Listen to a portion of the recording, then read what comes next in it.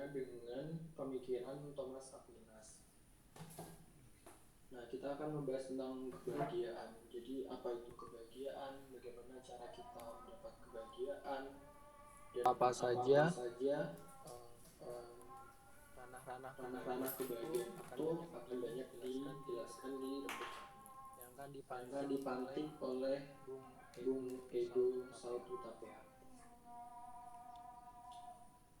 Baik, waktu dan Baik, waktu dan tempat tempat dipersilakan. dipersilakan. Kok malah gue ikut deg-degan ya? Wah, Gue ikut deg-degan. bentar.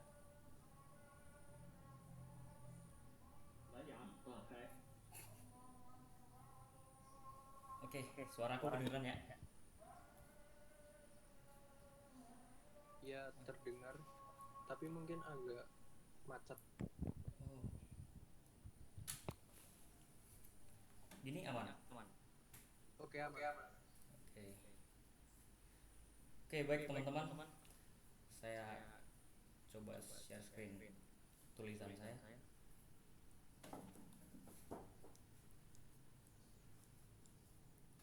Oke, kelihatan ya? Nah, mungkin pemaparan ini 100% membaca tulisan saya. Jadi mungkin nggak ada eksplanasi tambahan karena tulisan ini logos saya. Oh iya. Oh, katanya yang record Afif. Oke, baik, kita mulai ya. Sebelumnya The Thomistic Happiness ini mungkin terdengar seperti nuansa etis secara umum, tapi sebenarnya ini sangat kental dengan teologi. Oke, baik, kita mulai.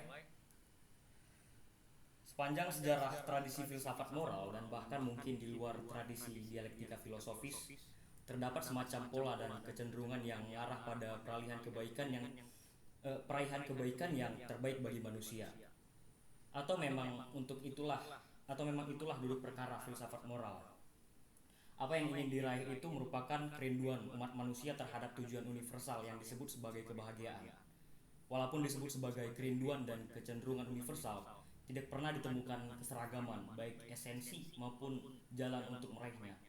Misalnya pada pandangan Epikuros dan pengikutnya yang menilai kebahagiaan sebagai kesenangan indrawi, berbeda dengan para penganut etika Stoa yang menilainya sebagai ketenangan jiwa melalui dikotomi kendali.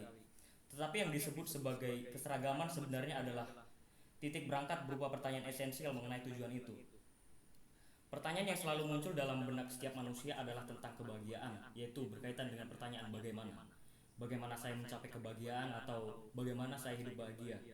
Pertanyaan ini adalah pertanyaan khas manusia, sebuah pertanyaan etis yang menuntun elaborasi bukan saja tentang bagaimana menuju kebahagiaan, tetapi juga apa itu kebahagiaan.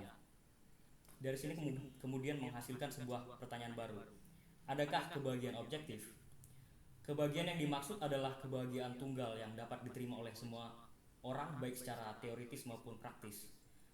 Bukankah kebahagiaan itu sifatnya relatif yang ditentukan oleh aku atau subjek secara pribadi? Bukankah kebahagiaan itu berkaitan dengan itu yang saya rasakan? Perlukah manusia mengedepankan objektivitas kebahagiaan? Kalau begitu, apakah telah diakui universalitas kebahagiaan? Para filsuf adalah orang bijak yang mencintai kebijaksanaan. Mereka berbicara tentang kebahagiaan dengan suatu keyakinan bahwa apa yang mereka jelaskan dan mereka tuju adalah ide terbaik bagi para pengikutnya. Ketika Stoa mengedepankan kebahagiaan dalam bentuk hidup menurut kodrat, pandangan ini ingin melawan pengikut Epikuros yang meyakini bahwa kebahagiaan itu terkandung dalam apa yang disebut sebagai kenikmatan atau pleasure. Begitu pula adanya pada Buddha, Confucius, Aristoteles, Thomas atau siapapun yang merintis aliran pemikiran etika memiliki perbedaan yang tegas dalam memandang esensi kebahagiaan. Kendatipun Thomas tidak pernah meninggalkan sang filsuf atau Aristoteles. Seperti apapun pluralnya pandangan otentik setiap pemikir dalam merumuskan kebahagiaan, tidak lantas mengantarkan kita pada pengakuan akan relativitas kebahagiaan.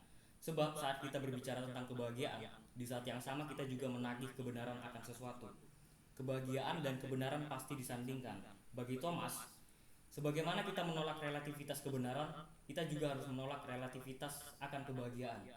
Pandangan Thomas akan kebahagiaan perlu dipandang setara dengan pandangan Stoa, Epikurean, Aristoteles dan yang lainnya sebagai pendapat yang setara. Tetapi perlu juga menerima pensubordinasian konsep kebahagiaan filsuf lain pada konsep kebahagiaan sempurna atau pure happiness oleh Thomas Aquinas. Thomas Aquinas sebagai seorang filsuf sekaligus teolog menghasilkan ajaran filosofis yang orisinil, kendati pun mendapat pengaruh dari banyak pemikir-pemikir terdahulu. Dua pihak yang mungkin pantas dianggap sebagai otoritas pemikiran Thomas adalah Aristoteles dan Bapak Gereja Patristik. Aristoteles atau yang sering menyandang gelar sebagai sang filsuf mengambil bagian sebagai otoritas pemikirannya dalam dimensi filosofis, dan di sisi lain Agustinus dalam dimensi teologisnya. Mengenai keutamaan, secara sederhana, etika keutamaan merupakan suatu disposisi bagaimana seorang berbuat baik. Masuk ke diskursus kebahagiaan. Aristoteles dalam Nicomachean Ethics mengenai happiness, ia menawarkan kebahagiaan dunia, meskipun bukan kebahagiaan duniawi seperti dalam pandangan etika kenikmatan Epikurean. Kebahagiaan dalam konsep skema etika Aristoteles merupakan kebahagiaan natural dalam aktivitas kontemplasi terhadap objek intelek, yaitu kebenaran. Agustinus di pihak lain menemukan kebahagiaan dalam terbebasnya dirinya dari kegelisahan, tetapi bukan karena sesuatu yang ditawarkan dunia, melainkan karena Tuhanlah yang menjadi kebahagiaannya. Tuhan itu bukan saja sumber kebahagiaan, tetapi Dia adalah kebahagiaan itu sendiri. Dengan skema pemikiran Neoplatonisme tentang idea tertinggi yaitu kebaikan, Agustinus mengadaptasinya kepada Kristianitas bahwa Tuhan adalah kebaikan tertinggi yang dimaksud oleh Neoplatonisme. Dengan demikian, Tuhan adalah kebahagiaan bagi manusia.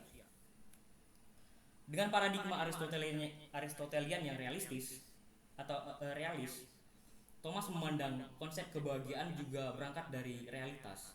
Dalam Summa Theologica memperlihatkan sekilas titik berangkat pemikiran Thomas. Harus dilihat bahwa kebahagiaan terkandung dalam satu dari tiga hal berikut. Beberapa orang beranggapan bahwa kebahagiaan berasal dari kehidupan sensual atau vita voluptuosa. Beberapa menganggapnya berasal dari kehidupan aktif atau vita activa, dan beberapa menganggap berasal dari kehidupan kontemplatif atau vita contemplativa. Dari kutipan Summa di atas dapat dirangkum ke dalam beberapa poin penting. Yang pertama, kebahagiaan yang dihasilkan oleh aktivitas penginderaan adalah sesuatu yang bersifat palsu atau falsa. Hal ini bukan hanya palsu tetapi juga merendahkan peran akal budi, dengan demikian berlawanan dengan keutamaan yang memiliki akhir pada kebaikan. Selain itu, kenikmatan indrawi juga dapat menjadi penghalang bagi kebahagiaan di masa yang akan datang. Dengan demikian dapat dikatakan bahwa kenikmatan yang berasal dari reaksi positif indera akan realitas, meskipun ada kesenangan yang timbul, sesungguhnya tidak mengandung kebahagiaan. Yang kedua, kebahagiaan yang berasal dari kehidupan aktif berupa keutamaan adalah suatu bentuk disposisi, meskipun bukan suatu kebahagiaan sempurna atau divine happiness. Yang dimaksud oleh Thomas dalam hal ini menjadi sangat penting karena merupakan praktis dari suatu disposisi atau habitus pada tindakan baik. Karena hal itu menjadi sebuah disposisi, maka tidak dapat dianggap sebagai sesuatu yang palsu atau berlawanan dengan akal budi dan kebahagiaan sesungguhnya. Vita activa menjadi disposisi pada kebahagiaan supranatural. Sebagai suatu disposisi, kedudukannya sangat penting, sebab tanpa keutamaan tidak mungkin ada keterarahan pada kebaikan. Yang ketiga, kebahagiaan yang berasal dari suatu kontemplasi aktif. Thomas membagi bentuk kontemplasi ke dalam dua macam. Pertama, kontemplasi yang tidak sempurna, yaitu kontemplasi akan kebenaran. Kontemplasi ini adalah aktivitas keutamaan intelektual, dan apa yang dihasilkannya adalah kebahagiaan yang tidak sempurna, atau disposisi atau jalan menuju kebahagiaan sempurna. Yang kedua, kontemplasi akan Tuhan sebagai kebahagiaan sempurna di mana manusia mengkontemplasikan esensi ilahi, yaitu Tuhan. Dengan poin-poin penting di atas yang mensyaratkan akal budi sebagai bagian tertinggi dari jiwa adalah penting, maka dengan cepat disimpulkan bahwa dalam skema pemikiran Thomas, hanya manusialah yang mampu bahagia secara beatitudinous activa maupun contemplativa. alasannya hanya makhluk rasional lah yang memiliki akal budi. Dengan itu pula secara teleologis hanya manusia yang bergerak dengan keutamaan dan habitus menuju akhir atau finem. Thomas mengutip Agustinus dalam On the Contrary yang juga menjadi penopang konsep Five Ways atau Quinqueviae. Ini sebuah konsep yang membuktikan adanya Tuhan melalui 5 jalan. Ada suatu doktrin penting bahwa Tuhan adalah kebaikan tertinggi dan yang menjadi akhir semua, dan semua ciptaan rasional berusaha mencapai Tuhan. Seperti halnya Agustinus, Thomas mengatakan bahwa semua manusia menginginkan kebahagiaan. Kebahagiaan itu berkaitan dengan akhir yang harus diraihnya, tetapi hal ini berkaitan dengan tindakan seseorang atau disposisi. Akhirnya, kebahagiaan itu diraih dengan suatu usaha manusia, suatu tindakan yang harus sesuai dengan keutamaan. Tampak jelas bahwa sebenarnya akhir atau finem menjadi titik tolak bermulanya proses menuju kebahagiaan melalui keutamaan-keutamaan. Thomas memformulasikan sebuah aksioma bahwa akhir menjadi titik pertama dalam diri aku atau subjek. Kebahagiaan menjadi hal pertama yang muncul dan menjadi titik tolak setiap tindakan. Ini pula lah yang menghadirkan sebuah keutamaan. Masuk ke teologia negativa. Selanjutnya, Thomas menghadirkan sebuah diskusi yang mengedepankan dalam hal apa sesungguhnya kebahagiaan manusia itu. Thomas memperlihatkan sebuah format negatif dalam diskusi sumanya, yaitu teologia negativa. Pada dasarnya, format ini bertujuan terutama untuk menemukan kodrat kebahagiaan dengan cara menerapkan sikap skeptis, bukan dalam hal ini, bukan dalam hal itu, terhadap hal-hal yang dianggap kebahagiaan dalam realitas manusia oleh manusia. Yang pertama, kebahagiaan bukan pada kekayaan atau divitis. Dalam Summa Contra Gentiles, Thomas langsung memberikan penegasan bahwa kebahagiaan manusia tidak terkandung dalam kekayaan. Thomas melihat kekuatan kekayaan pada zamannya. Para raja yang memiliki kekayaan dapat berbuat apa aja, baik itu yang jahat maupun yang baik. Semakin kaya seseorang, semakin ia memiliki kuasa atas sesuatu. Bagi Thomas, kebahagiaan tidak terkandung dalam kekayaan maupun yang sifatnya natural maupun artifisial. Kekayaan diraih untuk suatu tujuan tertentu, misalnya makan. Sementara kebahagiaan yang dimaksud Thomas berkaitan dengan akhir atau finem, yang bukan tujuan langsung dari kekayaan. Selain itu, kenikmatan kekayaan berasal dari keinginan indrawi terhadap sesuatu yang bertentangan dengan terang akal budi. Karenanya, dalam meraih kekayaan terhadap dua jalan ekstrim yang sangat mungkin dilakukan manusia dengan mengikuti keinginan sensualnya, yaitu dengan cara yang baik dan yang jahat. Dalam meraih kebahagiaan, tidak mungkin adanya kemungkinan cara jahat. Kekayaan bisa jadi juga didapatkan karena suatu keberuntungan. Tetapi menurut Thomas, kata bisa jadi ini tidak mungkin terjadi dalam meraih kebahagiaan, karena kebahagiaan itu diraih dengan cara menerapkan keutamaan secara habitus. Yang ketiga, kebahagiaan bukan pada kehormatan atau honoribus. Aristoteles dalam Nicomachean Ethics mengatakan bahwa kehormatan tidak terkandung dalam diri orang yang dihormati, melainkan dari diri orang yang menghormati. Hal ini karena tidak akan pernah ada kehormatan tanpa ada orang yang memberikannya. Kehormatan diberikan kepada seseorang karena suatu pekerjaan besar yang telah dilakukannya. Dengan demikian, kehormatan tidak mungkin memiliki nilai keutamaan. Misalnya, Hitler dihormati tentara dan rakyatnya karena melakukan sesuatu yang besar pada negara Jerman. Tetapi apakah kehormatan bernilai universal dalam hal ini? Sarana yang tidak benar bisa menghasilkan kehormatan, tetapi tentu saja di sana tidak ada kebahagiaan karena tidak ada keutamaan. Selanjutnya, kebahagiaan bukan pada ketenaran atau kemuliaan. Tidak sulit menemukan orang yang hari ini berusaha keras untuk membesarkan namanya dan mengorbankan banyak hal, termasuk orang lain demi suatu ketenaran atau kemuliaan. Banyak orang yang menciptakan kontroversi di masyarakat untuk menaikkan namanya dengan cara-cara memalukan. Di sini terlihat adanya jalan negatif atau via negativa yang tidak mungkin terkandung dalam kebahagiaan. Selanjutnya, kebahagiaan bukan pada kekuasaan. Dalam sistem pemerintahan apapun, kekuasaan adalah sesuatu yang tidak stabil. Akan ada kecenderungan untuk hal-hal jahat hadir dalam proses memerintah. Selain itu, pergantian kepemimpinan sebenarnya menunjukkan ketidakstabilan sifatnya. Dua hal ini tidak mungkin mengandung kebahagiaan. Kebahagiaan sebagai finem adalah stabil dan tidak tercela. Selain itu, menurut Thomas, kekuasaan berkaitan dengan prinsip sebuah tindakan, sementara kebahagiaan adalah tentang akhir dari habitus keutamaan. Selanjutnya, kebahagiaan bukan pada kebaikan jasmani. Kesehatan dan kebaikan fisik tidak mengandung kebahagiaan. Baik kesehatan, kecantikan, dan kekuatan dalam hal-hal itu tidak mengandung kebahagiaan. Hal ini berkaitan dengan penampilan eksterior yang sifatnya tidak jauh dari komponen pendukung indera. Thomas mengatakan, tidaklah mungkin kebahagiaan manusia terkandung dalam kebaikan-kebaikan tubuh. Akhir bagi akal budi manusia tidak menjadi pemelihara adanya dia sebagai manusia. Yang terakhir, kebahagiaan bukan pada kenikmatan. Jelas bahwa etika Thomas Aquinas jauh dari sifat-sifat etika Epikuros. Indra memang penting dalam etika Aquinas, tetapi tidak lantas menjadikan akal budi lebih rendah dari indra. Akal budi adalah puncak dari kekuatan jiwa yang padanya diproses tentang hal-hal yang utama dan yang tidak. Kenikmatan tidak mungkin mengandung kebahagiaan. Selanjutnya mengenai hakikat kebahagiaan sempurna. Kebahagiaan dalam pengertian Thomas adalah kebaikan tertinggi manusia.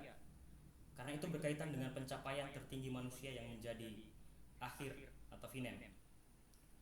Kebaikan yang dikatakan sebagai kebahagiaan bukanlah kebaikan biasa atau kebaikan yang dianggap baik oleh orang-orang, melainkan kebaikan tertinggi atau sumun bonum. Istilah yang diambil Thomas dari Agustinus. Nah, selanjutnya bagaimana mencapai kebahagiaan? Pada bagian ini Thomas melibatkan etika Kristen yang berdasar pada kitab suci yang disebutnya sebagai keutamaan teologal. Yang membedakan dengan keutamaan Aristoteles adalah sumber dari keutamaan itu. Keutamaan natural Aristotelian berasal dari fakultas jiwa manusia yang memiliki kemampuan untuk menimbang apa yang utama dan yang tidak. Sementara keutamaan teologal berasal dari atas yang sifatnya supranatural yang diwahyukan pada kitab suci. Objek keutamaan teologal adalah Tuhan sendiri sebagai sang kebahagiaan, sementara pada Aristotelian objeknya adalah sesuatu yang masih dalam kapasitas akal budi. Terdapat 3 keutamaan teologal dalam etika Kristen. Yang pertama ada iman, ada kasih, dan ada pengharapan. Ketiganya adalah etika keutamaan Kristen untuk mencapai sang kebahagiaan. Kasih adalah cinta meskipun cinta tidak selalu merupakan kasih. Kasih itu satu keutamaan yang sifatnya umum. Sesungguhnya setiap keutamaan adalah perintah kasih. Setiap keutamaan bergantung pada kasih. Iman berbicara tentang kepercayaan tentang Tuhan yang tidak terlihat, dan pengharapan adalah pendorong keutamaan. Karena dalam hal keutamaan Kristen, pengharapan adalah disposisi dari iman. Sebagai penutup, kebahagiaan sempurna atau perfectam beatitudinem tidak dapat diraih di dunia ini, karena kebahagiaan merupakan akhir. Melalui Aristoteles, Thomas berusaha merasionalkan tujuan akhir dalam etika Kristen, yaitu penyatuan kembali dengan Tuhan dalam akhir perjalanan, yaitu menjadikan esensi ilahi sebagai objek kontemplasi. Thomas tidak menganggap pencapaian etika keutamaan Aristoteles sebagai sesuatu yang bukan kebahagiaan.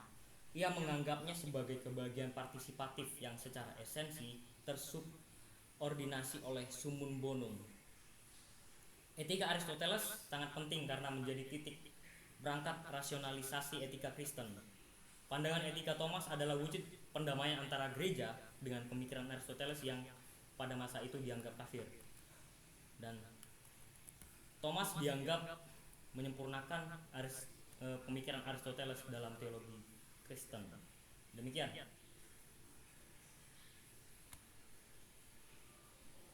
Baik, terima kasih atas penjelasannya, Bung Edo.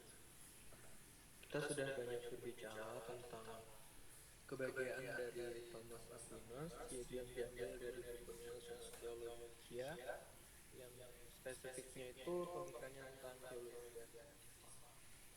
Nah, pada konteks kebahagiaan ini ternyata Thomas itu hampir mirip dengan konsep kebahagiaannya Aristotle yang mencapai eudaimonia. Yang pada intinya Thomas mengatakan kebahagiaan itu bukan pada kekayaan, bukan pada kehormatan, bukan pada ketenaran, bukan pada kekuasaan, bukan pada kebaikan jasmani dan seterusnya, tetapi kebahagiaan adalah suatu pencapaian tertinggi manusia, yaitu fini. Nah, dari sini mungkin teman-teman forum ada yang ingin mengutarakan pendapat lain atau mengomentari paper atau ingin bertanya tentang hal yang berkaitan dengan kebahagiaan atau juga tentang Thomas Aquinas, dipersilahkan, karena rembuk filsafat Jobutu itu sifatnya terbuka, jadi bukan satu arah, maksudnya bukan hanya pemantik saja yang bisa mengutarakan pendapat gitu, tapi seluruhnya punya posisi yang sama. Karena pembahasan tentang kebahagiaan ini juga sangat dekat dengan kita, misalkan kita sebagai manusia. Mari kita Nah, lihat. sekarang mempertanyakan kebahagiaan itu seperti apa, bagaimana caranya aku bisa mencapai kebahagiaan itu, mungkin bisa merujuk pada pemikiran si Thomas Aquinas. Dipersilakan teman-teman, mungkin bisa raise hand dulu, atau kalau nggak bisa pakai mic bisa ditulis di kolom chat, nanti akan baru saya bacakan.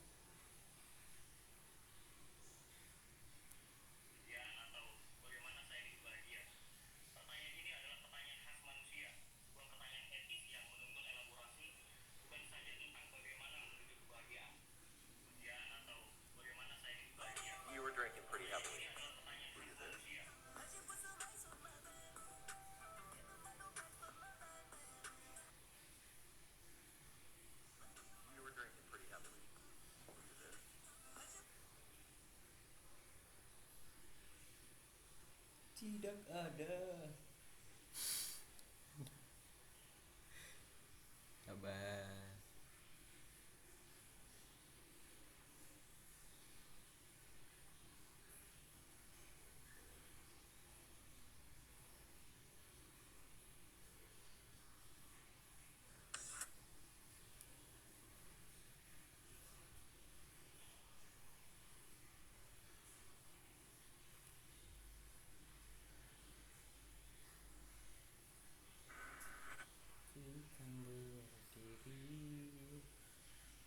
Cok, pas banget anjing. Hah? Tidak ada segi dan lainnya di sini.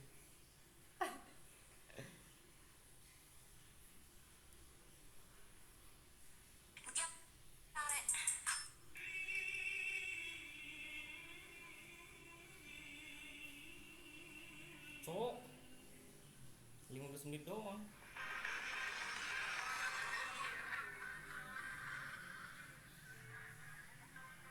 Mungkin sembari teman-teman menunggu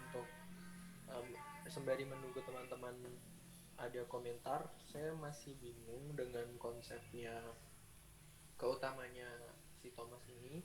Jadi dia mengatakan kebahagiaan itu adalah proses pencapaian tertinggi atau finem, dan yang dicapai itu mungkin adalah keutamaan. Nah, keutamaan di sini dia menyebutkan adalah iman, kasih, dan pengharapan. Tapi definisi di sini tuh saya masih belum ngerti, karena mungkin ini merujuk pada definisi yang ada di Kristiani ataupun Katolik gitu ya.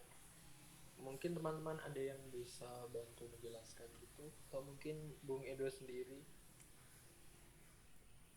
Terima kasih.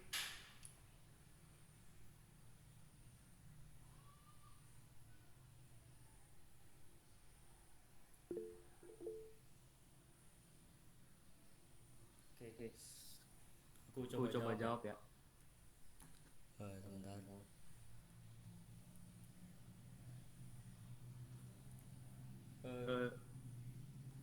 Wait.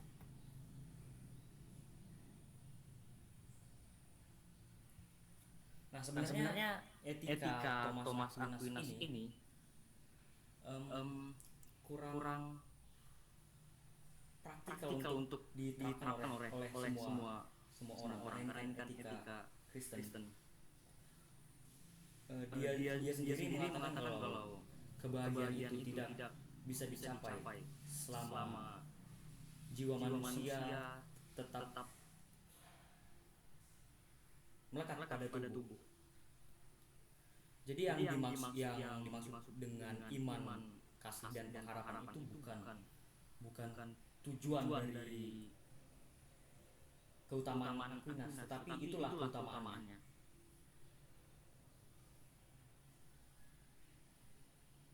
Cukup.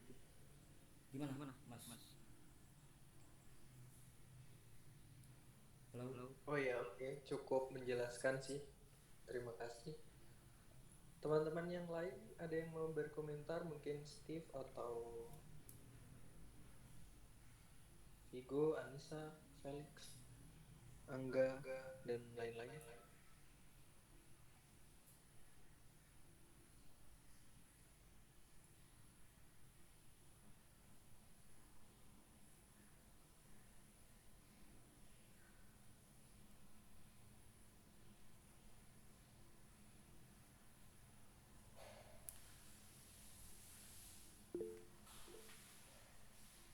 Oke, baik Mas Oriza. Ya, makasih Mas Raffi. Mungkin saya mau tanya sedikit aja ya. Ini dikit aja apa kayak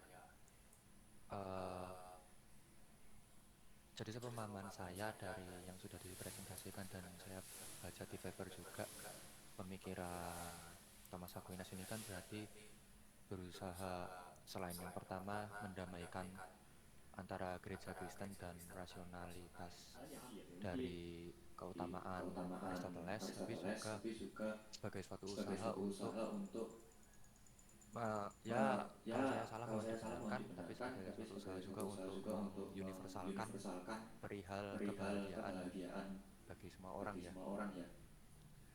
Tapi sebenarnya terus saya berpikiran atau yang tadi sempat dikatakan oleh Mas Edo sendiri juga, kalau ini mungkin sulit atau bahkan tidak bisa pemikiran Thomas itu dipakai oleh setiap orang karena tadi ini etika Kristen gitu kan. Terus juga malah saya fokusnya itu juga keutamaan yang ada tiga tadi, iman, kasih, dan harapan itu adalah keutamaannya dan yang terdapat dari Tuhan gitu kan. Tapi tersalurkan ke kitanya melalui wahyu yang ada dalam kitab suci. Nah, fokus ke situ saya berpikiran terus dengan bagaimana dengan orang yang tidak percaya kitab suci gitu misalnya, atau bahkan tidak percaya Tuhan, atau ya kalau yang tidak percaya akhirnya yang Buddha, yang bukan Kristen kan bukan pakai kitab suci misalnya Al-Quran gitu. Tapi ya baliknya ke situ lagi sih, terutama bagaimana dengan orang yang tidak, yang ateis, tidak percaya Tuhan, atau para kaum evidensialis yang mereka susah untuk ya kesulitan untuk bisa mempunyai iman kayak mereka yang beriman karena perihal bagaimana kita mempercayai Tuhan yang tidak terlihat gitu. Nah kalau begitu apakah berarti akhirnya sama saja ya, akhirnya perihal kebahagiaan ini belum berhasil untuk menjadi suatu ditemukan kebahagiaan yang universal oleh Thomas Aquinas. Kira-kira gitu aja pertanyaan saya.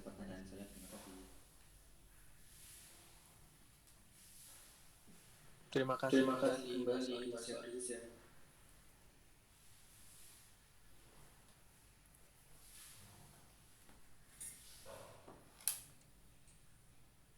Bagaimana nih teman-teman, ada yang mau berbicara mungkin? Atau Bung Edo? Oke.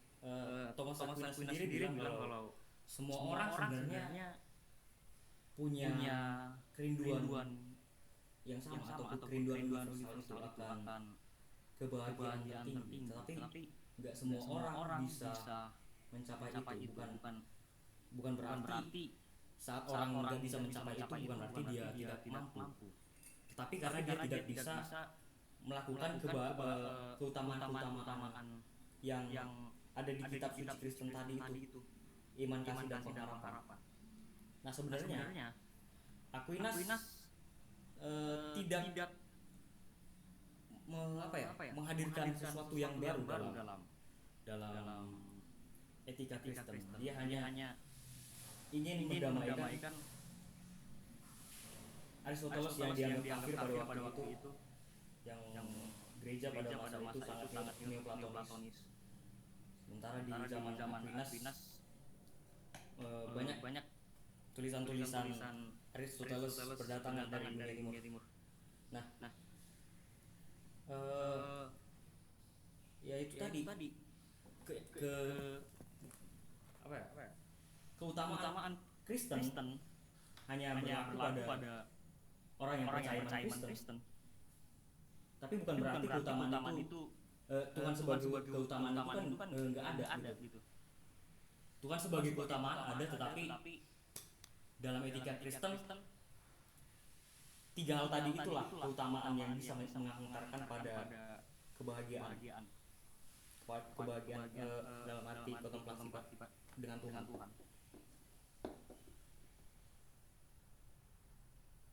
Jadi kalau misalnya orang ateis gitu kan dengan keateisannya, di saat dia menyatakan diri sebagai ateis, dia sudah menolak keutamaan atau jalan menuju kebahagiaan menurut Thomas Aquinas. Gimana mas?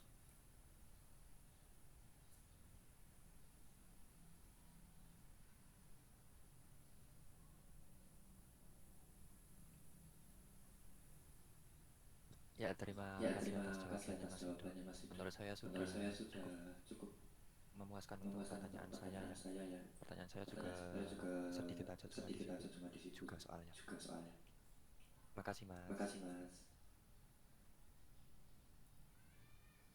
Oke.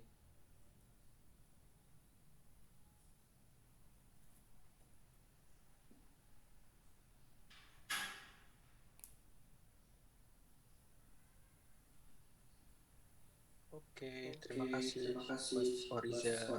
Yang lain ada lagi? Tapi itu emang menarik sih untuk konsep yang Mas Oriza tanyakan, kayak kalau seorang ateis dia ingin mencapai kebahagiaan itu, apakah kayak tidak bisa gitu karena yang dipercayai itu sudah sangat berbeda dengan konsep yang dipercayai oleh Thomas Aquinas. Tapi kalau dari sudut pandang saya, untuk melakukan menjalankan suatu konsep, mungkin kita tidak harus sepenuhnya mempercayai dari ideologi tersebut. Gitu misalnya tentang konsepnya Thomas Aquinas, kalau kebahagiaan itu bukan kekayaan, hal fisik dan seterusnya. Saya mungkin menganut konsep itu, tapi saya juga tidak mempercayai ideologi yang dibawa oleh Thomas Aquinas itu fan aja. Tapi mungkin untuk pencapaian dari kebahagiaan itu mungkin hal lain, karena Thomas Aquinas sendiri sepertinya dari tulisannya Mas Ido, dia mensyaratkan mencapai kebahagiaan itu dia harus menjalankan sepenuhnya etika Kristiani, mungkin dari yang iman, kasih dan harapan tadi. Gitu. Jadi intinya untuk menjalankan suatu konsep, misalkan stoicisme, taoisme, dan lain, kita nggak harus sepenuhnya untuk berada dalam keyakinan itu. Saya nggak harus menjadi seorang Buddha, saya nggak harus menjadi seorang Buddha sejati untuk saya mengamalkan ajaran-ajaran terdapat dalam Buddhisme. Singkatnya seperti itu. Oke, kita kembali ke topik. Apakah ada yang ingin kurang jelas gitu? Bisa diutarakan.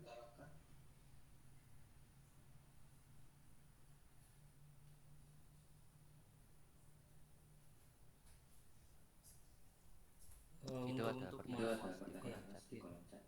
untuk Mas Angga Angga pertama, pertama, mohon maaf saya belum membaca mengenai ketidakbahagiaan Bironic. Saya baru dengar ada konsep semacam itu. Mungkin teman-teman pernah dengar. Oh ya, mungkin Kak Angga bisa bisa itu dijelaskan kepada kami tentang kebahagiaan Sampai jam berapa? dulu. Nanti mungkin Mas Edo atau yang lain bisa menyambungkan tentang Thomas Alva Edison kebahagiaan Bironic tadi. Karena sejujurnya saya juga belum dengar sih, baru pertama kali.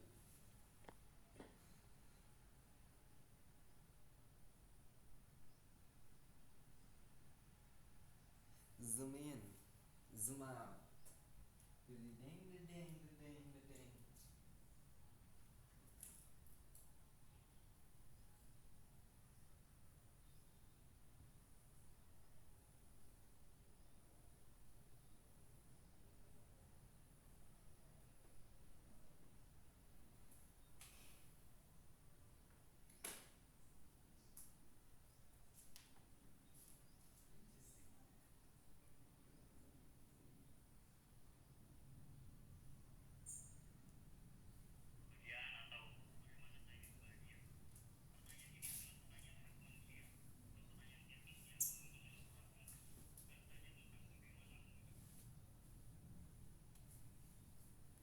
Halo, duduk.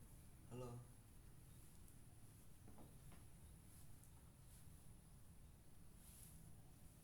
Enggak, ini tidak membuat saya terbakar.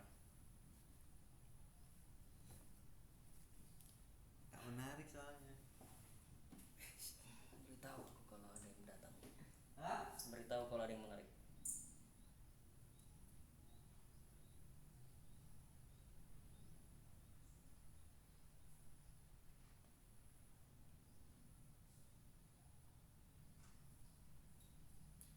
Apakah saya harus pindah peminatan ya? Langsung ke kuantuman lah ini. Tapi kata ada penulis bilang, ada penulis pernah ngomong Tip, kalau membaca itu untuk diri sendiri, bukan untuk dapat bergaul dengan orang lain. Iya. Iya. Ya udah. Minatilah sesuatu yang Anda minati. Iya. Kan kalau gue Gue jadi pengen pindah kewarganegaraan. Cuma kebetulan. Oke, halo Mas Angga, apakah ada tanggapan tentang video? Tuh, goblok tuh. Mas Angga tuh udah elaborasi. Kok nggak ada? Ketidakbahagiaan Bironic itu bangga.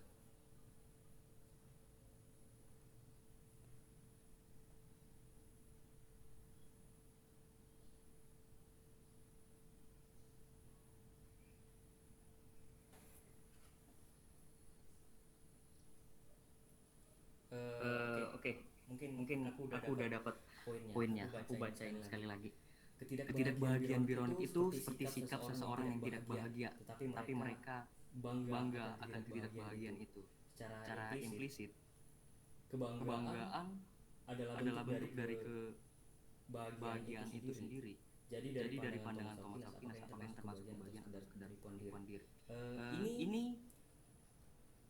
menurut Thomas Aquinas pasti kalau Thomas Aquinas membaca ini, dia pasti akan sangat marah karena orang-orang kayak gini merendahkan peran akal budi. Itu bukan termasuk kebahagiaan. Akal budi tidak perlu secara teologis. Menurut Aristoteles juga akal budi itu adalah fakultas tertinggi jiwa atau kapasitas tertinggi jiwa yang dipakai untuk melihat apa yang utama atau apa yang tidak. Jadi secara esensinya akal budi itu selalu mengetahui apa yang utama dan yang tidak. Nah, untuk kasus ketidakbahagiaan ironik ini dia denial terhadap kemampuan akal budinya. Demikian.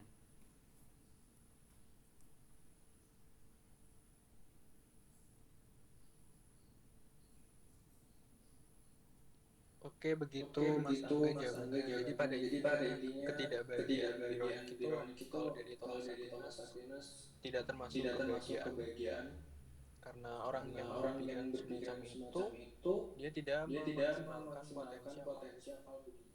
Nah, ini menarik sih untuk ketidakbahagiaannya. Dia bahagia atas ketidakbahagiaannya.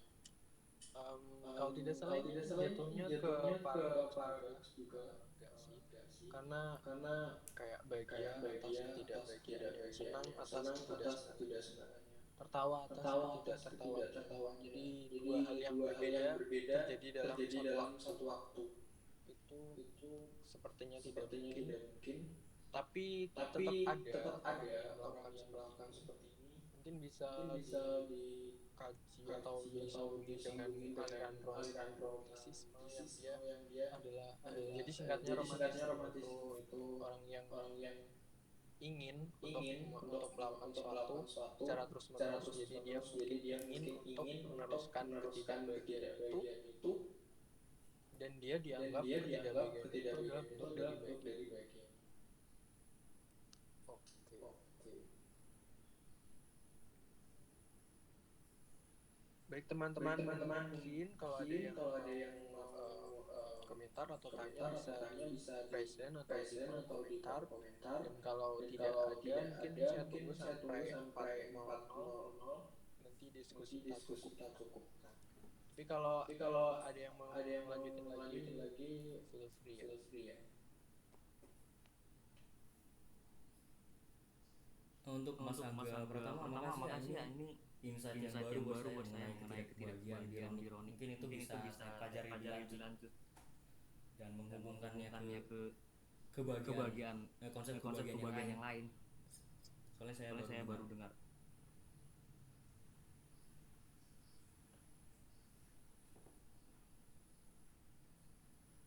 Ku kan berdiri. Pip, lu kemana Pip?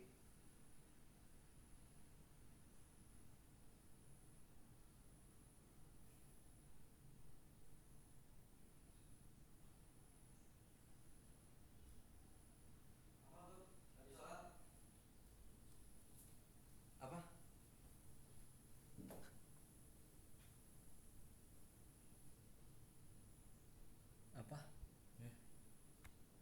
Rembuk paling sepi sepanjang sejarah Rembuk.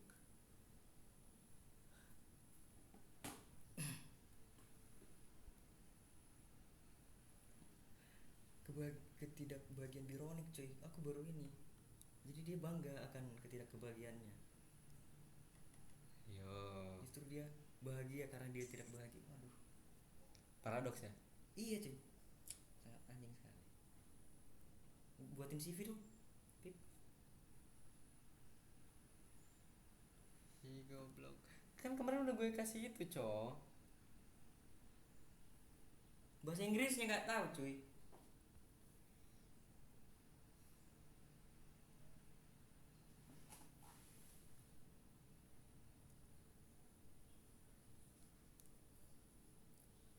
Gimana nih? Udah deh akhirin aja. Enggak, jam ini 1 menit lagi.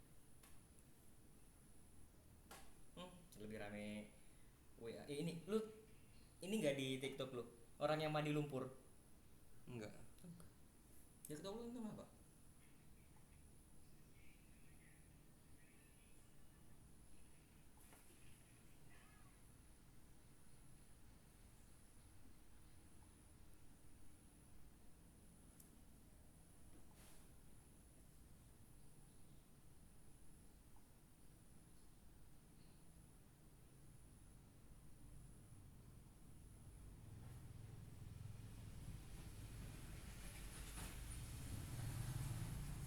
Sama siapa tuh? Ican.